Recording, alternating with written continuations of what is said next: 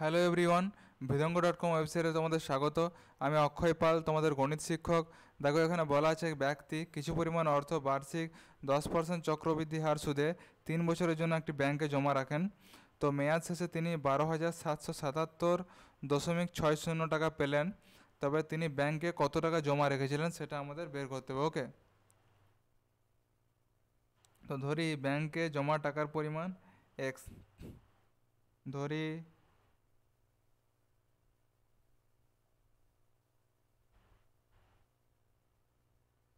ব্যাংকে জমা টাকা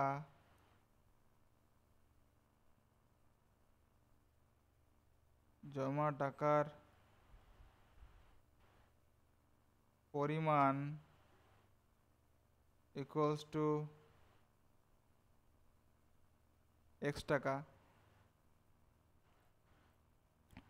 তো বার্ষিক চক্রবৃদ্ধি সুদের হার বার্ষিক, এখানে বলা আছে বার্ষিক চক্রবৃদ্ধি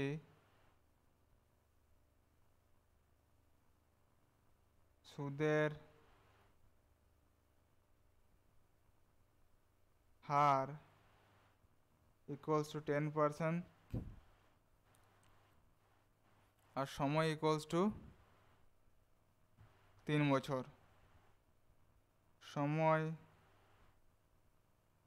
ইকুয়ালস টু 3 বছর।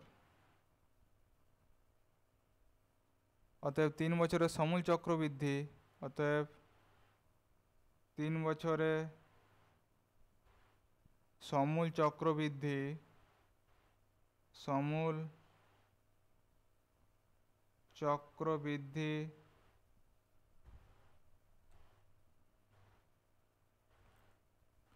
ইকুয়ালস টু হবে x into 1+10/100^3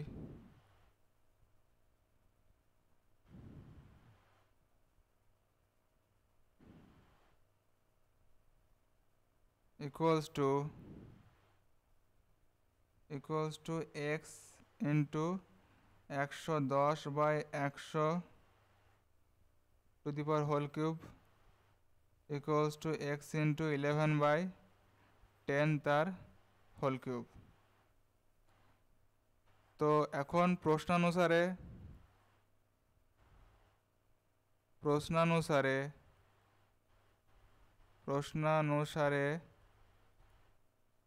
x into 11/10^3 equals to হচ্ছে 12,777.60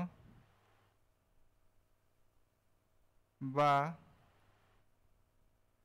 x ইন্টু 11 হয় 1331 আর 10 হয় 1000 equals to 12,777.60।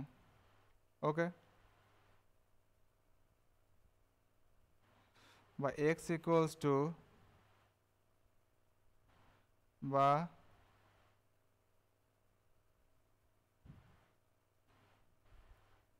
x equals two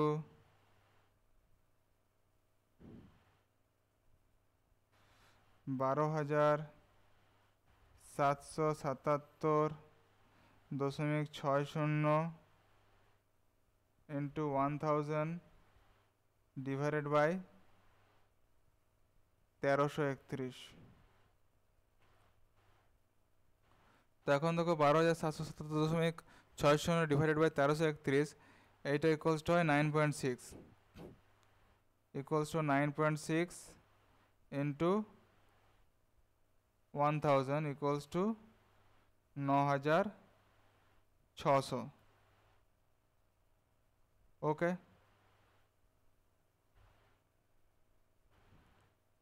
অতএব ব্যাংকে তিনি 9,600 টাকা জমা রেখেছিলেন। 9,600 টাকা জমা রেখেছিলেন। ওকে, বিদঙ্গ.com ওয়েবসাইট দেখার জন্য ধন্যবাদ। আরও গণিত সমস্যা ও সমাধানের জন্য আমাদের ওয়েবসাইটটি ফলো করুন।